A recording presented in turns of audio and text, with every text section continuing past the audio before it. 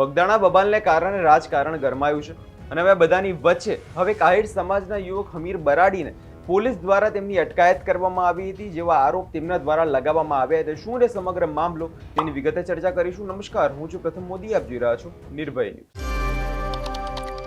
બગદાણા બબાલને કારણે આપણે જોયું કે આગેવાન જે નવનીતભાઈ હતા તેમના પર હુમલો કરવામાં આવ્યો, જે બાદ નામ સામે આવ્યું હતું જયરાજ આહિરનું, જેના કારણે એક તરફ કોળી સમાજ અને આહિર સમાજ તે બંને રોષે ભરાયા હતા. પરંતુ આ બધાની વચ્ચે હવે એક આહિર સમાજના એક યુવક હમીર બરાડીનું એક નિવેદન સામે આવ્યું છે, જેમાં તેમના દ્વારા આરોપ લગાવવામાં આવ્યો છે કે એલસીબી દ્વારા તેમની અટકાયત કરવામાં આવી. કારણ હતું કે તે સોશિયલ મીડિયામાં તે પ્રતિક્રિયાઓ આપતા હતા અને એક જગ્યાએ પ્રતિક્રિયા આપવા માટે જઈ રહ્યા હતા. તે દરમિયાન તેમની ટોલ નાકા પાસેથી તેમની પોલીસ દ્વારા તેમની અટકાયત કરી લેવામાં આવી. જે બાદ તેમણે શું કહ્યું, પહેલા તે સાંભળી લઈએ. જય દ્વારકાધીશ, હું છું અમીર બારાડી ફ્રોમ દેવભૂમિ દ્વારકા. મિત્રો, હું જેલમાં હતો અને આખી વિગત હું તમને કહીશ. મારી આઈડી લઈ લીધી છે, મારું ઇન્સ્ટાગ્રામ, ફેસબુક બધું ડિલીટ કરી નાખ્યું છે. ગુજરાત પોલીસ એલસીબી દ્વારા અટક કરી હતી મારી. હું શરૂઆતની ઘટના કહું તો હું એક મીડિયામાં જતો હતો રાજકોટ. તો પોલીસને ખબર પડી ગઈ હશે કે હું મીડિયામાં જાઉં છું, ન્યૂઝમાં કોઈ રિપોર્ટ દેવા. તો મને મારી ટોલ નાકા ઉપર અટક કરવામાં આવે છે અને મને ડિટેન કરવામાં આવે છે, બરાબર. અને મારી ડિટેન થયા બાદ મને લઈ જવામાં આવે છે જામનગર એલસીબી પીઆઈની ઓફિસમાં, જ્યાં આપણા લગાડિયા સાહેબ પીઆઈ છે. આપણે કોઈ વ્યક્તિગત આમાં કોઈનું નામ નથી લેવાનું, પણ પીઆઈ દ્વારા અહીંયા મને બેસાડવામાં આવે છે. 17.5 કલાક બેસાડવામાં આવે છે, રાત્રે 3 થી પાછો સાંજે 9 વાગ્યા સુધી. એટલે ત્યાં મને બેસાડવામાં આવે છે. પછી મને રાતે એવું કહેવામાં આવે છે કેસ કે કંઈ નથી, કોઈ જાતનું, ખાલી એટલી મને વોર્નિંગ આપવામાં આવે છે કે તું આજે વિખવાદ ને મતલબ તું સોશિયલ મીડિયામાં બોલે છે એવું બધું બંધ કરી દે ને એવું બધું મને સૂચના આપવામાં આવે છે કે આ બધું બંધ કરી દેજે એમ. પછી મને સાંજે જામીનની તો સવાલ નથી, કેમ કે કેસ મારા ઉપર થયેલ નહોતો.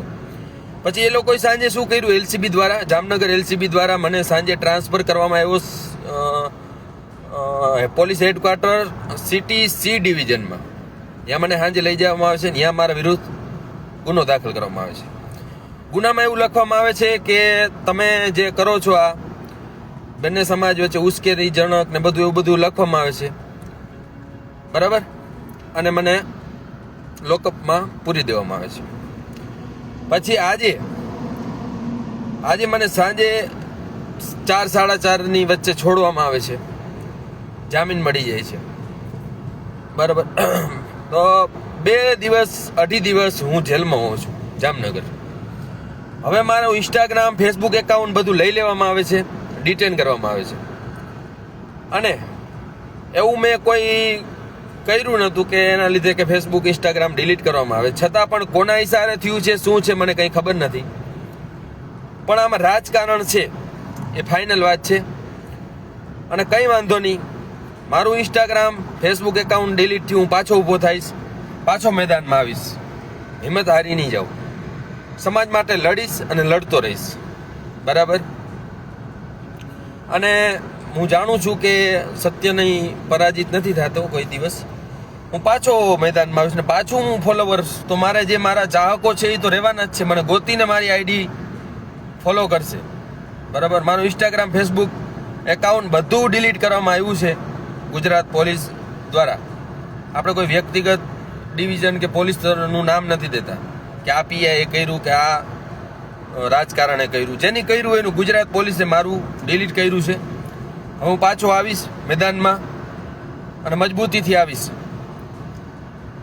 અને એ તમને એક વોર્નિંગ દેતો જાઉં, દ્વારકાની મને જે આ ડિલીટ કર્યું ને જેની રાજકારણની સાજિશ હોય ભલે હોય, એક વોર્નિંગ હું દેતો જાઉં છું. આગામી દ્વારકાની વિધાનસભા હું લડવાનો છું. પેટમાં દુખતું હોય જેને ભલે દુખે, આ યાદ રાખજો. મને તમે આવી રીતે પાડશો પણ હું કદાચ જેલમાં આવીશ ને તો દ્વારકાની સીટ ઉપર હું લડવાનો છું, એ ફાઇનલ વાત છે. આ યાદ રાખજો. હું દ્વારકા સીટમાં હું લડીશ. આ એક હું તમને વોર્નિંગ દઈ દઉં. અપક્ષમાં લડીશ એ કહી દઉં, કોઈ પાર્ટીમાંથી હું નહીં લડું. દ્વારકા સીટમાં લડીશ અને ઈચ્છા પડે તો ખંભાળિયામાં લડું, પણ લડીશ એ ફાઇનલ. બરાબર? જામનગર, દ્વારકા, ખંભાળિયા ગમે એ સીટમાં હું લડીશ. વિધાનસભાની સીટ આ ખાસ યાદ રાખજો. ગમે એ રીતે પાડશો, હું પડીશ નહીં. જેના ઈશારે થયું છે કઈ વાંધો નહીં, તમને તમારું મુબારક. ગંદી રાજનીતિ જે કરી હોય એ કરો. અમીર બારાડી લડશે ચૂંટણી અને વિધાનસભાની લડીશ, આ યાદ રાખજો. અને અપક્ષમાંથી લડીશ એ ફાઇનલ વાત છે. હું કોઈ પક્ષમાં જોડાવાનું નથી. બરાબર? આપણે કોઈનું નામ નથી લીધું આ વિડીયોમાં. આ વિડીયોમાં કોઈ વિખવાદ નથી, કોઈ અભદ્રતા નથી. શાંતિપ્રિય વિડીયો છે. બરાબર? અને આ મારું નવું આઈડી આવશે જલ્દીથી, અમીર બારાડીનું, અને જલ્દીથી હું પાછું કમબેક કરીશ. ચાલો, જય દ્વારકાધીશ. અમીર બરાડીનું કહેવું છે કે પોલીસ દ્વારા તેમની અટકાયત કરવામાં આવી અને પોલીસ દ્વારા કહેવામાં આવ્યું કે તમારી પર કોઈ પણ જાતના કેસ કરવામાં આવ્યા નથી, પરંતુ તમે જે સોશિયલ મીડિયામાં જે નિવેદનો આપી રહ્યા છો તેના કારણે જે સમાજનું જે વાતાવરણ છે તે ખોરવાઈ રહ્યું છે, જેવા આરોપો અમીર બરાડીએ લગાવ્યા છે. હવે એક તરફ જે તેમના નિવેદનોના કારણે રાજકારણ ગરમાયું છે અને તેમનું કહેવું છે કે આ ઘટના પાછળ પણ રાજકારણ જ જવાબદાર છે, કે સોશિયલ મીડિયામાં તેમનું અકાઉન્ટ પણ બેન કરી દેવામાં આવ્યું છે અને તેમને કોઈ પણ જાતની પ્રતિક્રિયા આપવાની પણ ના પાડી દેવામાં આવી છે. હવે આરોપો લાગી રહ્યા છે, કેટલા સાચા છે કેટલા ખોટા, પણ આની અંદર પોલીસ ઉપર ઘણા સવાલ ઊભા થઈ રહ્યા છે. આ વિષયને લઈને તમારો શું અભિપ્રાય છે તમને કમેન્ટ કરી ચોક્કસથી જણાવજો અને અમારી ચેનલ નિર્ભય ન્યૂઝને લાઇક, શેર અને સબસ્ક્રાઇબ કરવાનું ભૂલશો નહીં.